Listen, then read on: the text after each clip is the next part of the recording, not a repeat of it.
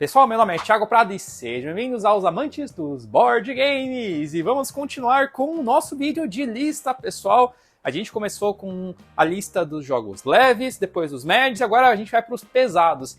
E os pesados, foi muito difícil montar essa lista, pessoal, dos 5, né? Vou dar alguns plus, inclusive, porque os que eu mais gosto são jogos que estão nessa categoria do pesado, que é um peso entre 3 a 3,6, mais ou menos. A grande maioria... Os jogos que eu mais me apaixonei, que eu já vou falar, quase que eu dei spoiler, que eu já vou falar, foram jogos pesados. Eu acho que são nesses jogos que você explode a cabeça e fala, nossa, eu começo a gostar de fato do hobby de jogos de tabuleiro, pessoal.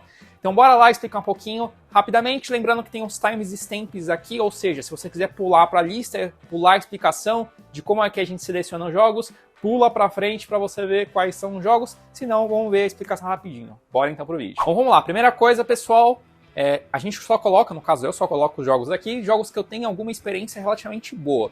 Ou que eu já tenho jogado bastante jogo, ou que eu tenho uma mini experiência de 3, 4, 5 partidas que eu tenho entendido realmente bem o jogo, visto se eu gostar mesmo ou não.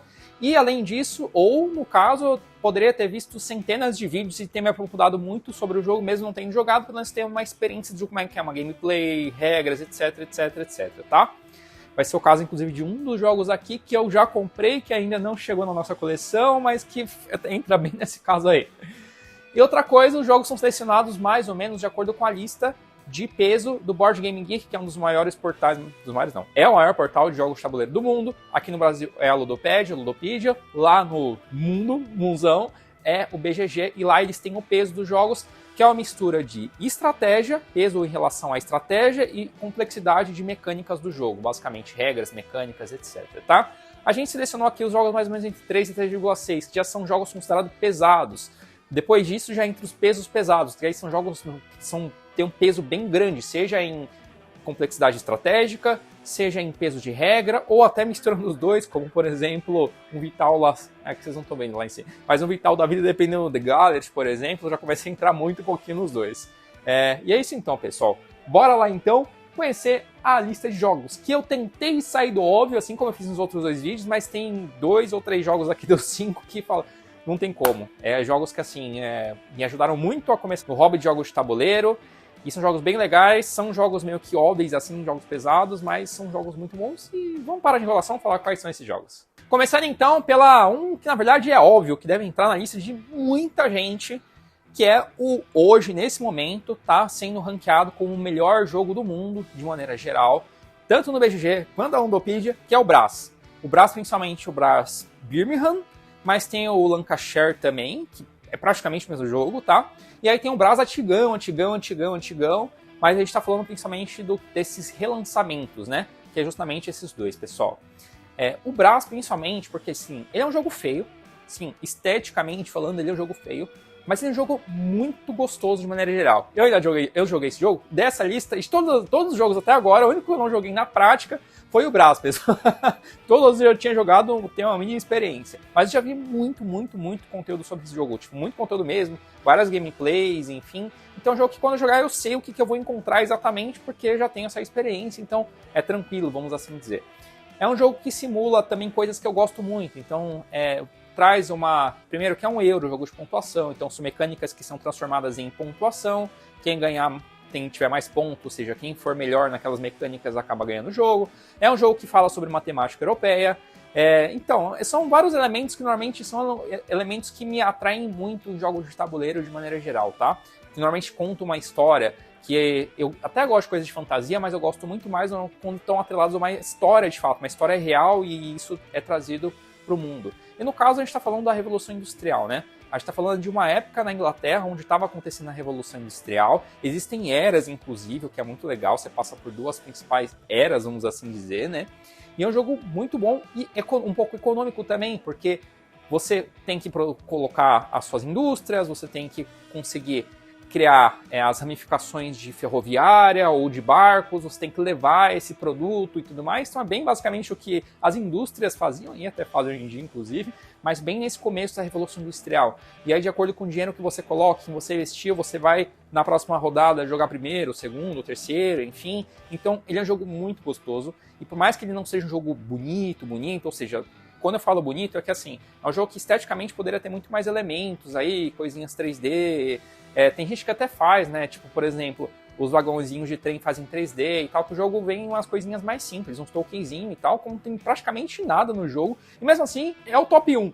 Porque o jogo em si, mecanicamente, ele é muito bom, ele é muito gostoso de se jogar, e não é à toa que ele tá no top aí. Então ele é um jogo que, na verdade, está quase entrando em peso pesado, se você for ver pelo peso, mas mecanicamente falando, em termos de regra, ele não é um jogo tão pesado assim. De estratégia, um pouco mais, mas de regra nem tanto. E por isso que, na minha lista, pelo menos, ele está entrando aqui nos jogos pesados, e é um jogo maravilhoso. Assim que chegar o nosso, que a gente comprou a versão Deluxe, eu comprei a versão Deluxe porque tava cara assim, só que com as fichinhas de poker de cerâmica, tava quase o mesmo preço do que estão vendendo até hoje, inclusive um usado, que não tem nada. Então, putz, se for para gastar R$150 a mais, eu vou pegar a ficha de cerâmica que custa R$500 sozinho. Então é isso, pessoal. Quando chegar em dezembro, janeiro, a gente faz alguns vídeos dele e aproveita. Bora então pro segundo jogo. E o segundo jogo na lista finalmente vai sair um pouco dos euros, né, pessoal? Acho que todos ou quase todos os jogos que eu coloquei até agora provavelmente era euro. Mas eu vou colocar o Gloomhaven Presas do Leão. É um jogo diferente, é um jogo Dungeon Crawler. O que significa isso para quem é iniciante? É um jogo onde você tem uma masmorra, você tem um mapa e uma história, e você vai avançando nessa história, nessa masmorra. No caso do Gloomhaven grandão aqui, você tem diversas tiles, diversas placas, né, que você vai juntando uma com a outra. Cada parte da história do jogo você junta de uma maneira diferente, você vai colocando como se fosse um quebra-cabeça, e aí você vai andando, abrindo portas e tudo mais, lembra muito o RPG, inclusive. No caso do Gloomhaven Presas do Leão, ele é um jogo, em termos de regras, ele é quase tão pesado quanto o Gloomhaven normal, que faz ele entraria numa lista pesos pesados, porque ele é bem mais pesado, depois eu falo sobre isso. Só que a questão de setup, a questão de história e tudo mais, ele é relativamente mais leve. Então, assim, primeiro que você não precisa ter 300 mil peças para ir encaixando. Não, é um livro só. O livro você entrou, colocou e pronto, acabou. É uma história linear. Você passa de uma para outra, a terceira, a quarta, a quinta. No Gloomhaven grandão, não. Você explora e de acordo com as suas ações, as suas opções no decorrer do jogo, no decorrer da história, você pode ir para um caminho ou para o outro. Pode ser que tenha lugares que você nunca vai explorar porque você decidiu ir para outro caminho. Aqui não. Aqui é uma coisa linear, é mais simples. Então, ele é para quem quer ter um jogo desse tipo, onde você vai jogar com seus amigos, vai enfrentar a inteligência artificial nesse caso, né? Então a gente vai enfrentar o jogo, vamos assim dizer, né? Tem os monstros, tem os chefes e tudo mais, a gente vai coletar itens, vai coletar moedas para poder comprar itens depois e tudo mais, deixando o nosso personagem mais forte. Então, bem estilo RPG, MMORPG, o tradicional, né? Só que de uma maneira muito mais simples e mais fácil. Ele entra no pesado e quase entra no pesos pesados ainda, porque a complexidade de regras ainda é um pouco grande, só que, como eu disse, ele é mais sintetizado de maneira geral. Então ele é mais rápido e mais fácil de você assimilar do que o Gloomhaven grandão. O Gloomhaven grandão, apesar que as regras sejam parecidas, quando você vai tomar decisão, vai para X e Y, os itens que você vai comprar, como você vai fazer aquela determinada missão e tudo mais, acaba você tendo que pensar muito mais do que o Presas do Leão. Então é legal, principalmente para quem quer começar, eu recomendo, antes de comprar o Gloomhaven, se você está pensando em comprar o Gloomhaven e tal, o Presas do Leão compensa muito, até porque você pode usar os personagens depois dele no Gloomhaven grandão, caso você goste mesmo do negócio. Porque o Gloomhaven grandão, depois eu vou falar para vocês, galera, é para quem gosta mesmo do negócio, para quem você tem uma pessoa, ou você jogar sozinho, mas aí você vai jogar sozinho ad eterno. Como eles são jogos Legacy é quando você joga, faz de um lado pro outro, você vai demarcar e tal, e nem faria sentido você fazer de novo, porque você já sabe o que vai encontrar. Os inimigos, como é que eles vão ser, qual poder eles vão ter e tal, não faz sentido você refazer a história. Você pode até refazer, mas não faz tanto sentido. Então ele faz sentido você jogar uma vez e continuar. Não dá pra você ficar voltando, aí pega uma outra pessoa que aí não vai fazer sentido, você já vai meio que manjar as coisas, aí vai ficar mais fácil e tal. O legal é a surpresa que você tem, do que você vai encontrar, como você vai encontrar. E depois você jogou, zerou, meio que acabou o jogo. Então ele tem essa temática Legacy também, os dois no caso, né? O terceiro jogo aqui da lista, pessoal, é um jogo que na verdade lançou não faz tanto tempo, ele é um jogo relativamente recente. Mas é um jogo que, assim, me encantou muito também. É um dos primeiros jogos de tabuleiro que eu joguei, principalmente esses jogos considerados mais pesados, que é o Revive. E, assim, pra ele me pegar, ele tem que ser bom mesmo. Porque, como eu disse pra vocês, eu gosto mais de jogos, principalmente os euros, eu gosto mais de jogos que tem temáticas mais realistas, né? E o Revive não. É totalmente fantasia.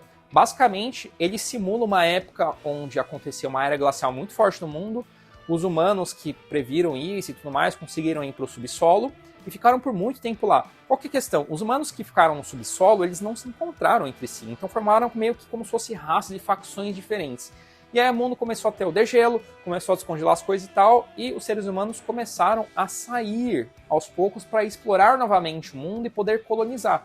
Mas como cada facção vivia completamente diferente, elas têm poderes completamente diferentes, a estética entre elas é completamente diferente, então cada um é como se fosse representasse um grupo de facções e raças, vamos assim dizer, que tem que explorar novamente. E aí uma coisa muito legal é porque cada um tem um tabuleiro de jogador e tem um tabuleiro principal onde você explora o mundo e tudo mais. Tem três coisas muito legais nesse jogo, mas muito legais mesmo. Primeiro, o tabuleiro de jogador é como se fosse uma máquina. É um conceito totalmente diferente de qualquer outro jogo. Basicamente, a sua máquina é como se fosse realmente máquinas mesmo que você utiliza para poder exercer determinadas coisas, funções e tal. Só que você precisa ter energia. Ao longo do jogo, você vai conseguindo mais energia para poder utilizar mais a sua máquina e fazer mais ações a partir disso. Além disso, tem um tabuleiro principal, que é como se fosse o mundo, e tá tudo congelado, e aí a gente tem vários tiles que a gente coloca no mapa, e aí quando a gente explora, você não sabe o que vai vir atrás. Pode vir uma coisa, pode vir outra, então você vai explorando. Então tem essa magia da exploração, que é muito legal, né? E aí como você reorganiza o tabuleiro sempre de maneira diferente, então nenhum jogo vai ser igual ao outro. E por fim, as cartas de trabalhador. Os trabalhadores, na maioria dos jogos, normalmente são meeples, né? São pecinhas e tal. Aqui não, são cartas. Aí cada trabalhador pode dar uma vantagem diferente pra gente. A gente vai encaixando meio que na nossa máquina, é como se a gente estivesse recrutando ele para trabalhar na nossa máquina. E por ele ter uma habilidade específica, ele vai dar um bônus específico pra gente. E aí você pode colocar combo. Você coloca um trabalhador e coloca com o outro, e aí um dá match com o outro. E aí tem os módulos, que é o que eles usam para trabalhar, aí dá tipo um combo gigantesco, aí você faz tipo um monte de coisa numa ação só. É gostoso e é divertido. Então é um jogo muito legal mesmo. É um jogo que não estava tão caro, eu paguei 400 e pouco para a quantidade de componentes que ele tem, o tamanho dele e tudo mais. Tava no preço bom, acho que agora tá um pouco mais caro, mas é um jogo muito legal para quem curte jogos mais pesados, normalmente jogar entre 2, 3, 4 pessoas, porque é o máximo que dá para jogar com no Revive, vale muito a pena. E agora vamos para mais um jogo óbvio, né? Eu falei lá do Brass, Birmingham, ou Lancashire, e agora vamos para o segundo óbvio, que é o Terraform Mars. Inclusive, eu fiz um vídeo falando sobre ele. A gente, no nosso vídeo falando sobre os nossos jogos favoritos, ele entrou nos nossos jogos favoritos. Eu fiz um vídeo falando sobre ele, por que tem algumas pessoas que gostam, outras que não gostam, fazendo uma análise mesmo de percepção das pessoas, de comentários e avaliações. E é um jogo que divide muita gente, tem gente que ama, tem gente que odeia e tudo mais. Mas é um jogo, por mais que eu veja que tem algumas coisas que poderiam melhorar o jogo, até falei no outro vídeo e tudo mais, é um jogo que nunca vai ser da minha coleção, de jeito nenhum. Foi um dos jogos que me mordeu, é um dos jogos que eu gosto de jogar muito até hoje em dia, apesar de às vezes ele ser um pouquinho mais arrastado, dependendo de como é que você vai jogar, tem várias questões em cima que eu falei no vídeo anterior.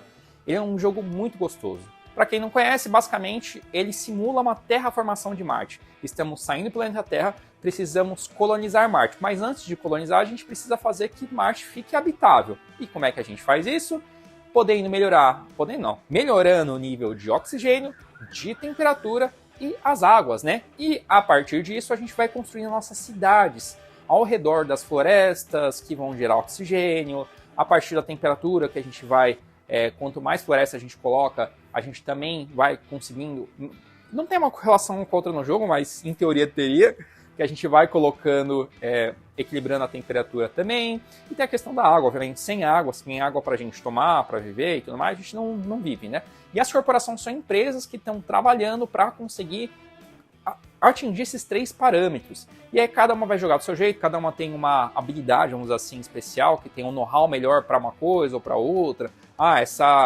Essa empresa tem um know-how melhor para colocar água, essa outra tem para erguer floresta, enfim, cada uma tem uma, e aí a gente tem as cartas de projeto, que é uma parte muito forte do jogo, pro bom e pro mal, né? São as cartas de projeto, que é legal, porque pelas cartas de projeto que a gente vai melhorando a sua corporação, e ao mesmo tempo a gente vai conseguindo terraformar Marte. Então, é um jogo que tem toda essa temática espacial mais voltada para o realismo, que é uma coisa que eu gosto, mas também é um jogo econômico, onde cada corporação vai ter seus próprios requisitos. Então você tem o seu nível de dinheiro, de produção de dinheiro, de produção de metal, de produção de arborização, antiprodução de temperatura e tal, e a gente vai utilizando nossos recursos para conseguir elevar esses níveis, e com isso a gente vai ganhando pontos. Então, tematicamente falando, é um jogo ótimo. Na questão estética, é um jogo que não é tão bonito assim, também não tem tanta coisa 3D e tudo mais, até que lançaram depois Big Box, com pecinha 3D e tal, só que ele é um jogo fácil de entender. Para quem é iniciante e tudo mais, é fácil de você realmente entender. O que demanda um pouquinho mais mesmo é você conseguir aprender sobre as cartas de projeto e como usar elas. Mas é um jogo gostoso, por mais que possa eventualmente ser arrastado, dependendo de como você vai jogar e tudo mais. É sim um jogo legal, é sim um jogo que eu, inclusive, tô com vontade de jogar faz um tempinho quando eu jogo, tô com saudade, e com certeza, logo menos, assim que der, eu vou colocar na mesa, porque já faz, sei lá, uns 3, 4 meses que eu não jogo, já deu saudade suficiente para poder jogar pelo menos mais algumas vezes, e aí eu vou fazendo esse ciclo continuamente. E vamos para o jogo top 1 da minha lista, que é o Clãs da Caledônia, tá lá em cima, não sei se vocês estão vendo. O Clãs da Caledônia é o meu top 1 da vida, é o meu jogo favorito, talvez seja para sempre o meu jogo favorito. Entra naquilo que eu falei para vocês, pessoal. Jogo euro, temático, europeu, que fala sobre a Caledônia do século XIX, que hoje é a Escócia, e aí simula o que as famílias principais, tinha um grupo de famílias que na verdade eram clãs, né? Então por isso chama Clãs da Caledônia. E quando a gente fala da questão de clãs, os clãs da Idade Média era uma coisa, na parte de onde fala o jogo século XIX é outra coisa. Mas é legal que como se fosse um grupo, como se fosse uma família, nem todos de sangue, quando o clã é assim, é um grupo de pessoas que se unem junto. Normalmente os de determinado sangue são os líderes gerais, assim, mas tem outras pessoas lá. E aí cada um simula como se fosse um clã daquela época. E aí temos know-hows diferentes também. Temos habilidades especiais, vamos assim dizer, temos experiências diferentes. Então tem um que é melhor para produzir o whisky, tem um que é melhor para navegar, tem um que é melhor para produzir determinadas coisas no beiro dos rios, tem umas questões assim, então cada um tem uma habilidade especial. E aí o objetivo principal do jogo é a gente produzir nossas coisas. Naquela época era muito voltado para produção em fazendas de maneira geral, né? Fazendas, produção bem típico antes da Revolução Industrial. Então tinha a produção de bebidas, whisky, tinha a produção de leite, produção de queijo e tudo mais. E é um jogo onde a gente também é muito econômico, porque a gente tem a nossa fazenda e a gente utiliza o tabuleiro do jogo principal, que é como se fosse uma área lá, para poder colocar nossas indústrias, gado, etc., para produzir as coisas, ou produzir carne, enfim.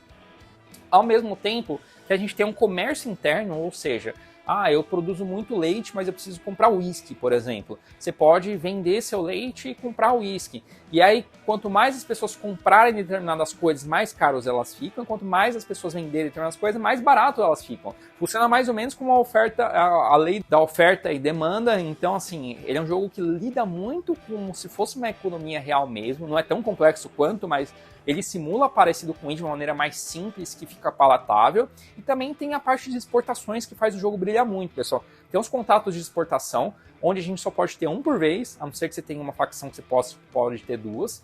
E aí você tem que conseguir fazer aquelas produções para poder fazer aquela exportação. E aí esses contratos dão muitos pontos e tal. E tem mais uma questão econômica, ou seja, tem alguns itens exportados que quanto mais exportar esse item, menos ele vale também, pela essa questão econômica, e os menos exportados também acabam valendo mais. Então, em todo jogo, você tem que pensar sempre, eu não vou só produzir muito daquela... Eu não vou só produzir muito daquela determinada coisa. Não, eu tenho que pensar e ver o tabuleiro do jogo e os outros jogadores, o que eles estão fazendo em todos os momentos. E por isso ele é quase um jogo peso pesado, porque assim, em questão de regras ele não é tão complexo, mas é um jogo que você tem que prestar muita atenção, tem que entender muito o que está acontecendo, e tem essa questão de economia que é um pouco mais forte. Ele não é o jogo mais forte economicamente do mundo, mas ele tem muito essa questão econômica e você tem que prestar muita atenção, mas ele é um jogo sensacional e ele é meu jogo favorito, é meu top 1, não tem jeito. Eu amo Clãs da Caledônia. Assim que lançar, então, para lançar a expansão, provavelmente não vai vir pro Brasil, então assim que der a oportunidade, provavelmente eu vou acabar importando, comprando lá fora, alguma coisa assim, porque eu quero também ter a expansão do Clãs da Caledônia na minha coleção. E aí, pessoal, duas menções honrosas aqui, tá? A primeira, que vocês devem estar se perguntando, como é que não entrou na lista do Thiago? É o Root, pessoal. O famoso Root, que é um jogo, tá lá, né, entre peso alto e peso pesado, porque assim, é um jogo que em teoria, pelo peso, ele não é peso pesado, não tá acima de 4 e tal, Mas eu considero para você maximizar o root, sim, ele é peso pesado. Porque assim, para você jogar um jogo base, sempre com as mesmas 4 facções de jogo base, beleza, ele é um jogo relativamente pesado, porque você tem que entender ainda cada uma das 4 e tal. Só que se você jogou uma, 2, 3 vezes de cada facção, você já aprendeu o mínimo para você conseguir jogar com cada uma delas e contra elas, né? Porque é um jogo assim, é um jogo assimétrico, onde cada um tá numa... A gente tá na Floresta da Madeira, a gente quer dominar a Floresta da Madeira. E cada um é um grupo de animais diferentes, e esses animais têm características próprias que simulam épocas diferentes do mundo e várias outras coisas e tudo mais. Então tem os marqueses que são coloniais, tem as rapinas que são feudais, tem a aliança que é como se fosse um grupo de exilados rebeldes, tem o ladrão que é como se fosse um mercenário de guerra. Então assim, como as facções jogam completamente diferente, e aí por mais que você tenha a regra base do jogo, cada facção muda a regra base do jogo de acordo com as suas próprias regras.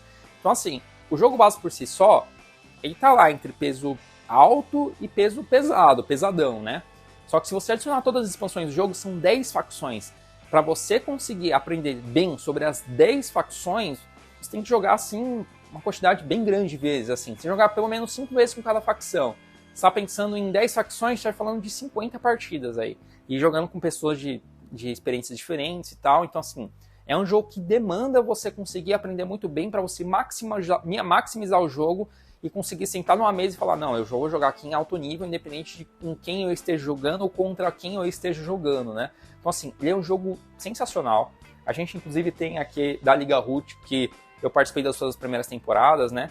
E aí eu tô participando sempre, eu ganhei o segundo lugar geral das duas. A gente tem a medalhinha também de rapinas aqui. A Fabi ganhou de Corvídeos, ganhou também de aliança. Por mais que eu jogue bem esse jogo, eu falo que assim, ele é um jogo realmente sensacional. É um jogo muito gostoso. Só que você tem que aprender aos pouquinhos. Você vai aprender o jogo, você dificilmente na primeira, segunda partida você vai ganhar de alguém. Mas depois de umas 3, 4, 5 partidas, já vi muito caso de pessoas que aprendendo bem, sendo bem ensinadas, elas conseguem já ir no mínimo muito bem ou até ganhar o jogo.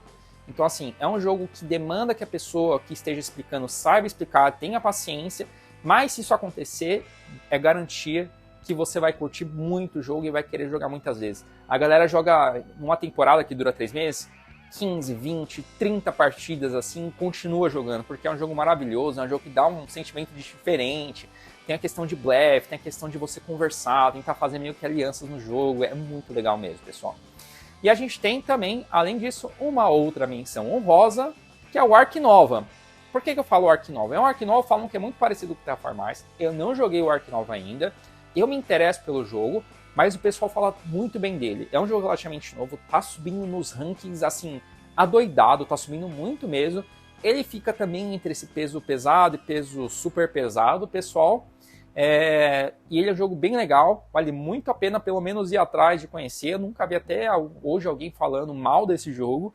Então o jogo, provavelmente, quando eu jogar, provavelmente eu vou gostar também e tal, mas eu não coloquei na lista ainda não entrei em nada por enquanto, porque ainda não tive a experiência suficiente com esse jogo para poder opinar sobre ele, mas vale a menção honrosa aqui, pessoal. Bom, é isso, espero que tenham curtido. Deixem as sugestões das suas listas aí, quais jogos vocês colocariam aí dos pesos mais altos aí, como os 5 que vocês recomendariam para quem está começando nos jogos de tabuleiro. É isso aí e até a próxima.